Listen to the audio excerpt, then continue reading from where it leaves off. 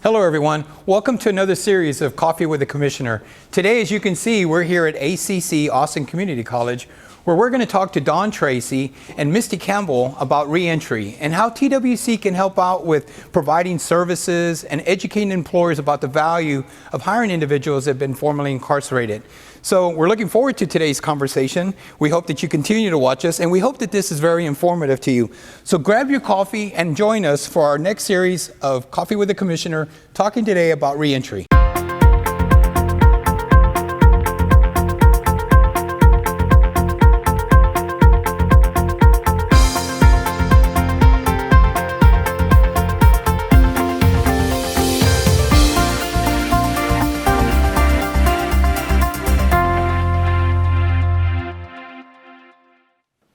Welcome back. Today we're at the ACC campus and we're meeting with Don Tracy, who's an employee here, and of course Misty Campbell. And today's conversation is actually going to be focusing on individuals that have been formerly incarcerated and how TWC and ACC are working together. And so Misty Campbell has been a product of a graduation class, and we have another graduating class coming up pretty soon in Lockhart Women's Prison. And today what I'd like to do is talk to Don about how you got involved in actually this effort to train individuals that have been formerly incarcerated. And of course, I'm going to come back to you, Misty, about the terms that I use, and correct me if I'm wrong, but how you got involved in this population. Sure. Well, I think it's really been a lifetime of training. I'm originally from Huntsville, and I grew up around the prison system. And both of my parents were involved in correctional education. My whole life. My dad helped to build the Windham School District here in the state of Texas, and so my whole life he served as the assistant superintendent and superintendent of Windham. And so I really grew up in and around the prison system. And so when I came to ACC and moved into the continuing education area, we have a lot of different kinds of vocational and adult basic programs that could really be a benefit of to those that are incarcerated. And so it was a good opportunity to get involved, and it's been a real blessing to be involved. And so we started a few years ago working with the Lockhart Correctional Facility and doing some training programs there, and we have a couple of different juvenile facilities, and so it's really been a lifetime of experience that has led to this. And so I just wanted our audience to know that through the efforts and working with our local board, Rural Capital, Paul Fletcher and his group, we made it possible to actually put a program together where Misty was part of that graduating class. So do you want to share a little bit about that before I turn it over to Misty? This is an important piece. When we first started out at Lockhart, what we wanted to do is identify programs that would be of real benefit to our students when they came out. And so we really had three goals in mind as we went out there. The first was to engage with the students while they're still incarcerated, to encourage them, and then to help them get employment when they got out. And so I visited with Paul Fletcher, who's the executive director for the Rural Capital Area Workforce Solutions Board, and we talked about how we might be able to bring some of the WIOA funding into the facility. And so together we worked out a scenario where we could bring some of the counselors into the facility to work with the ladies to get them qualified for funding. And so that worked out great, and I believe it was the first time in the state that's ever happened. Yeah, I can understand the value of a program that you've put in place for employers. So I'm going to turn it over to Misty, and Misty, I just want you to inform the audience or just let them know about what you went through. I mean, you don't have to go in detail about your story, but you can talk a little bit about maybe how you got there and what came out of transitioning out and the services that ACC and TWC played to get you where you're at today. Well, how I got there. It's kind of a pretty personal story, so I won't go there. Yes. But my prison sentence, I will say, was a blessing. I wouldn't be the woman I am today without going through what I went through. I was involved in a lot of programs on the Coleman unit. It used to be an MTC, Management Training Corporation unit, but it's now called the Coleman unit. And when ACC walked in and I got the opportunity to take the Certified Production Tech class, it really opened up a lot of doors for me. Not only did it give me a certification to be able to come out and be able to find a job that's going to, pay me a sustainable wage to be able to take care of my family. At that time, I had a college-age daughter, and I could be able to be an assistance with paying for her college. And so these kind of programs coming into the prison really gives the ladies out there a glimpse that they're going to be able to succeed after, incarceration. So I know that I was at your graduation a few years back, and since then you're now working at Austin Community College. Can I ask you what you're doing there, what role you play at the college? So I'm the reentry specialist for Austin Community College Correctional Education Department in the continuing education division of our college. And so I build specialized reentry plans for the ladies coming out, no matter where they're going over the state of Texas, whether they're going to Amarillo, Odessa, Austin, San Antonio, or Houston. So Dawn, I mentioned earlier about the unemployment rate being so low and it's continuing to get lower. I guess you felt that this was a population that needed to be addressed, no different than those individuals that were in foster care, military service, or disability. And so, I'm very grateful that you, because of your background in this world, how you were able to play a role working with our local board and providing a service where these individuals are now in careers. Is that what drove you to do this as well? Yes, 100%. In our continuing education division, we have a large number of programs that we do that are centered on helping people transition into employment. And so to be able to take that work into the correctional facilities has been a fantastic opportunity to provide a new workforce for our employers to draw on. And we're providing them with skills that help them prepare for good jobs. Yeah, and it's interesting because Misty mentions that she received this credential that's industry-based. I mean, it's industry-recognized credential, which can be used anywhere. It's not just in Texas, but her credential can get her a career in any other state. That's correct. And so, can I ask you, what conversations have you had with employers regarding this specific population? We've had a number of different conversations with our manufacturing firms and others around hiring individuals that have been incarcerated. So we call them justice involved. And a lot of the employers are quite willing to do that. This is another source of good employees for their workplace. And here's the thing, these folks that are coming back, they end up being the best employees in these organizations, right? They're there to make a contribution. They're there to overcome. I think they feel like they have to overcome some of those things, and they end up being the best employees these companies can hire. Yeah, I thought it was interesting, Misty, that you mentioned that being incarcerated was probably one of the best things that ever happened to you. You find that interesting, and I know for our audience, that's probably a little surprising for them. But I do feel like I think that some of the challenges you had earlier on and with the assistance of ACC and the Texas Workforce Commission made it possible for you to change your life, right? And so now you're doing that for individuals that are coming to see you. What's a typical day like for you? Wow. I spend a lot of time with the girls at the unit and just more or less one-on-one, peer-to-peer support, listening, trying to advise them on what they think they need to be able to succeed.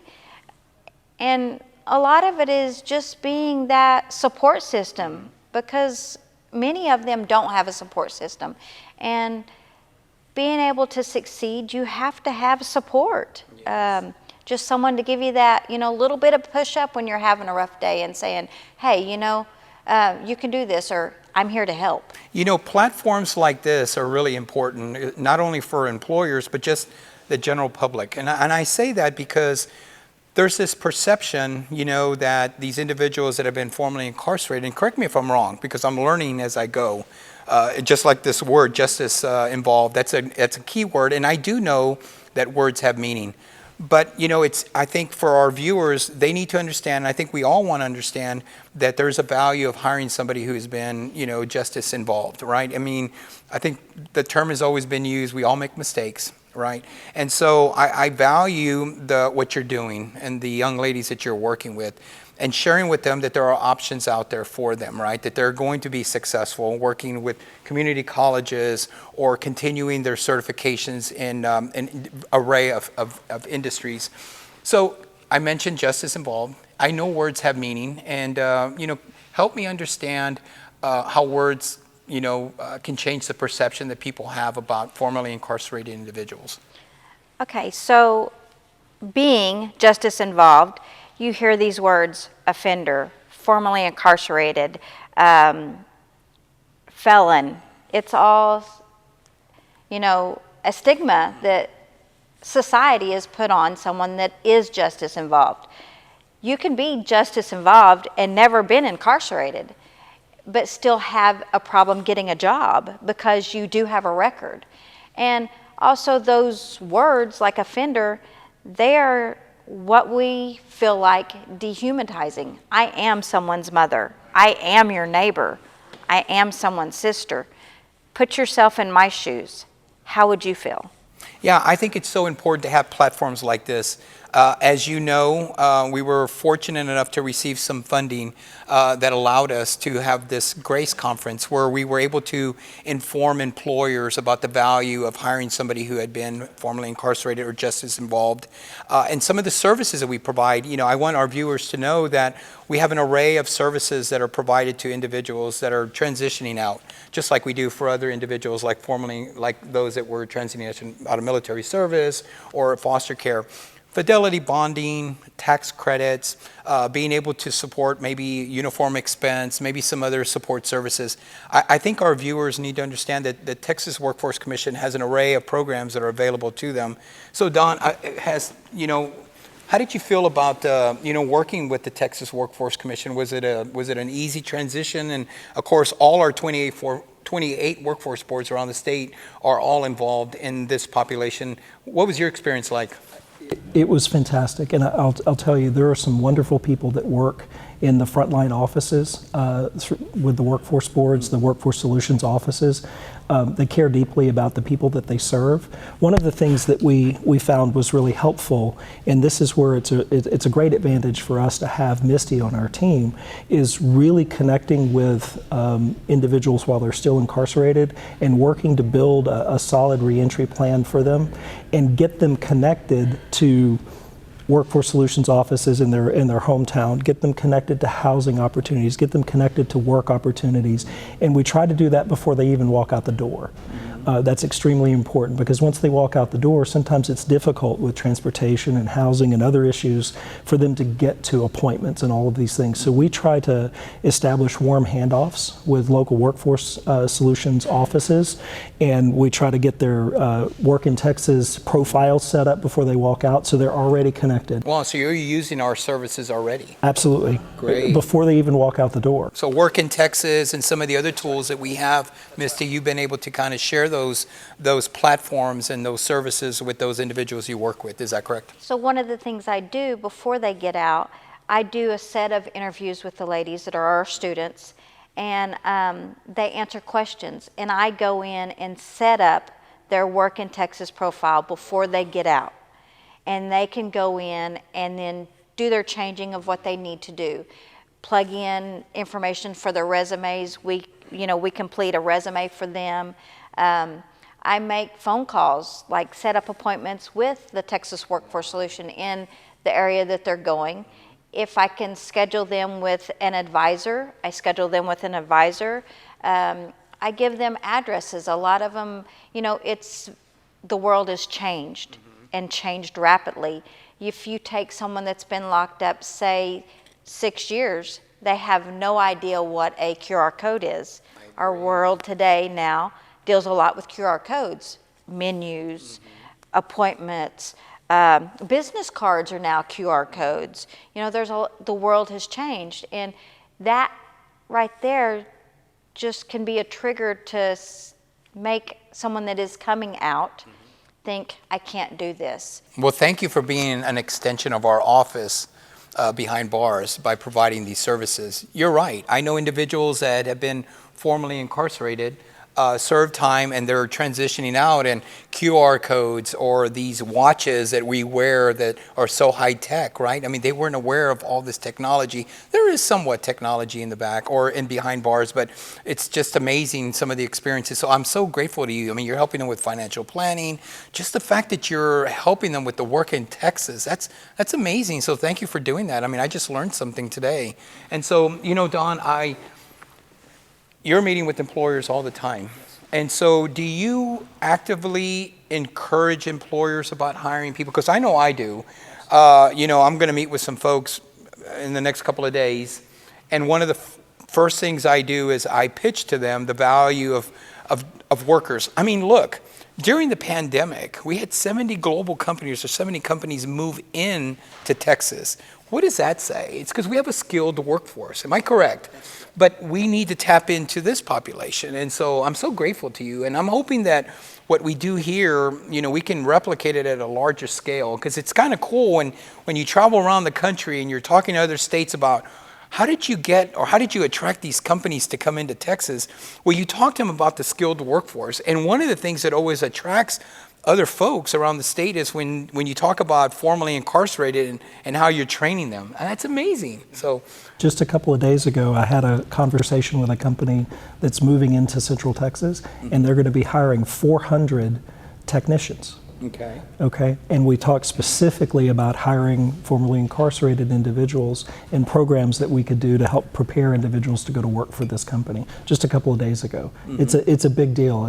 And I would tell you that our formerly incarcerated populations are a prime source of quality candidates for our employers. In our community colleges, whether it's Austin Community College or any college around the state, we all have programs like this where we can train people up and provide them with industry certifications that have real marketplace value. Yeah, I agree with you. We have some of the best community colleges in the state of Texas. I mean, no one compares to us when it comes to training and services we provide at the community college level. So I'm going to ask you one more question, and I just wanted you to just be very honest. So again, I referenced the perception component of someone who has been formerly incarcerated coming out. What can we do, or what do you feel is a really good recommendation, or what would you tell the audience about people that have been formerly incarcerated? I mean, you're in the healthcare industry prior to being incarcerated. I mean, a lot of folks that have been incarcerated have degrees. They have certifications. We're good people. We just made that one mistake. What would you like to share with the audience about, giving someone a second chance? Being justice involved, I promise you that those that are justice involved will work 10 times harder than someone that has not had that lived experience, because we feel like we have more to prove. We're good people. We just made a mistake. And getting an honest second chance is life-changing for us. What I like about programs like this and platforms is letting people know that there's a lot of people like community colleges, support services, the Goodwills, the TWCs of the world that are working for people that are incarcerated right now. I want the general public to know that there's a support system out there. And I want the people that are right now currently incarcerated to know that someone cares about me. And I love that. If it's one thing that I do enjoy is when I go to a facility like a jail in Huntsville or in Lockhart, and I hear from those folks that are incarcerated, thank you for what you're doing. And there's a large support group that's out there that want to make sure that we all succeed. Because when one Texan succeeds, we all succeed. Right, Don? Wouldn't you agree? I think that's an important point. There's a team here that works together to see that folks that are incarcerated are successful when they come out. We have our partners at the Texas Department of Criminal Justice. We have our partners at Texas Workforce Commission, the local workforce board offices, Management and Training Corporation, and others that work together with us. There's a whole team of people that are behind these folks as they're coming back out. And I think it's important for them to know that. Yeah, I think, that's a really good way to kind of end our series. There is a support system, as I referenced a while ago, about, how all of us are playing a role in making sure that people like Misty all, are successful. You got the Texas Association of Business that is on board with the conference and informing employers about the value of hiring individuals that have been formerly incarcerated. And then, of course, you have folks like, Brian Collier with TDCJ and his team, April Zamora, and the community colleges around the state. And so we're very grateful. There's a support system. And so I think that there's so much momentum right now. And I want that momentum to continue. So I want to thank you, Dawn, and of course you, Misty, for being our guest. You've been a champion. I mean, I've known you now for a while, but I've really got to know a little bit more about you and how committed and the passion you have for people that have been formerly incarcerated and how you're helping them out. And Don, what you are doing with the college and helping us, providing services. Our goal is to have all these services behind bars so that these individuals that are there will know about our work in Texas and child care and VR services and all of that. So we hope you enjoyed this segment. This certainly one that I would probably say is one of my top coffee with the commissioners, because it's something that I feel that there's just a support system, and there's so much momentum right now in hiring these individuals or training these individuals that have been formerly incarcerated. So thank you for joining us, and I hope you enjoyed your coffee with us here today discussing formerly incarcerated individuals. So thank you, and we look forward to seeing you next time.